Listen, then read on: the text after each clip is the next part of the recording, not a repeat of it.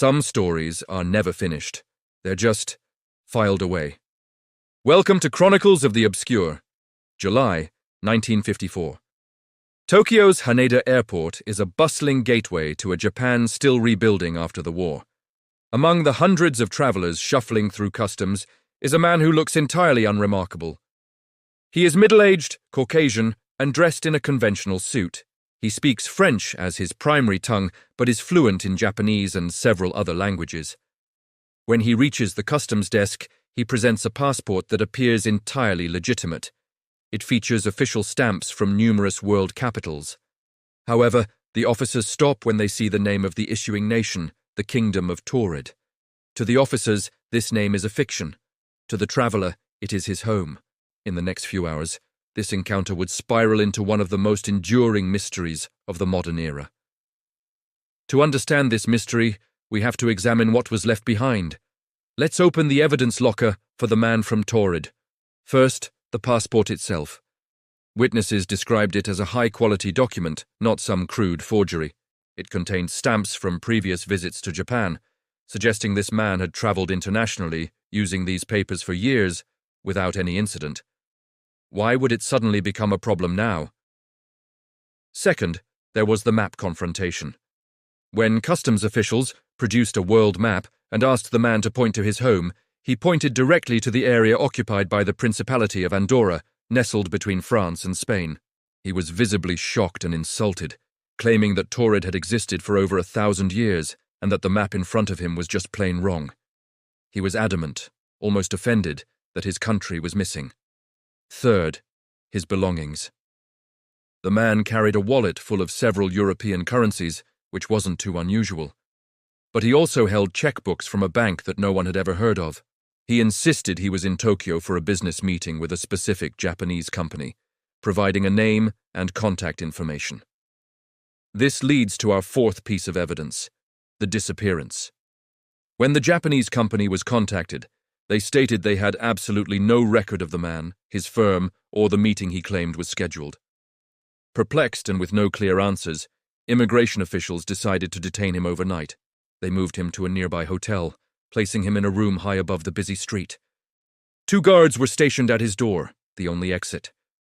The room had no balcony, and the windows were sealed shut. It was, for all intents and purposes, a secure holding cell.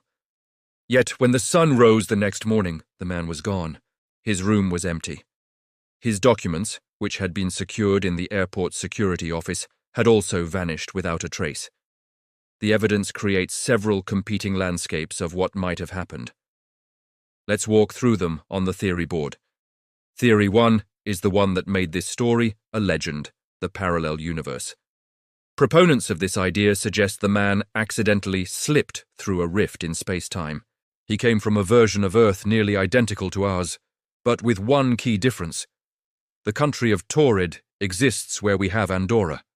His sudden, impossible disappearance from a guarded room is cited as the primary evidence that he simply slipped back to his own reality just as mysteriously as he arrived. A glitch in the fabric of existence. Theory 2 is a much more grounded explanation. The John Zegrus case.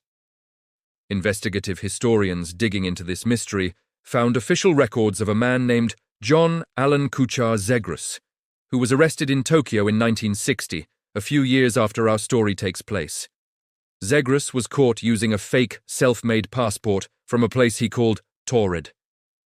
While Zegrus was a real person and a suspected spy or con artist, his story lacks the supernatural, vanishing element that makes the 1954 legend so compelling. Many believe the 1954 story is just a mythologized, exaggerated version of the very real 1960 arrest of John Zegrus. The facts got jumbled over time, creating a more exciting tale. Theory 3 suggests he was an intelligence asset. Remember, this was the height of the Cold War. Espionage, counter-espionage, and elaborate cover stories were common. Some argue the man was a highly trained intelligence officer testing a deep cover identity. His confidence, fluency in multiple languages, and high-quality forged documents all point to a professional. In this scenario, his disappearance wasn't supernatural at all. It was a coordinated extraction. Local assets, perhaps having bribed the hotel staff or the guards, simply got him out. The whole thing was a test of security protocols, or a mission gone wrong that required a quick and clean escape. The case was officially closed, but the questions were not. In the modern era, the story of the man from Taured has become the patient zero for theories regarding the Mandela effect and glitch in the matrix phenomena. It's the ultimate example of a personal reality clashing with our shared one.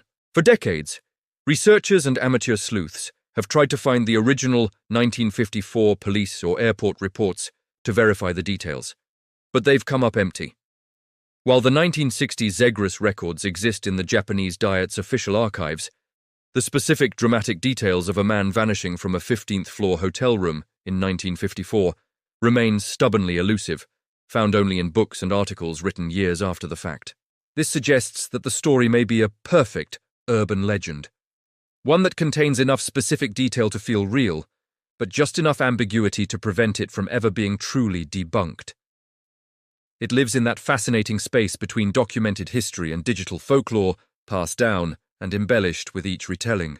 The man from Taured reminds us that our reality is only as stable as the documents and the consensus we use to prove it.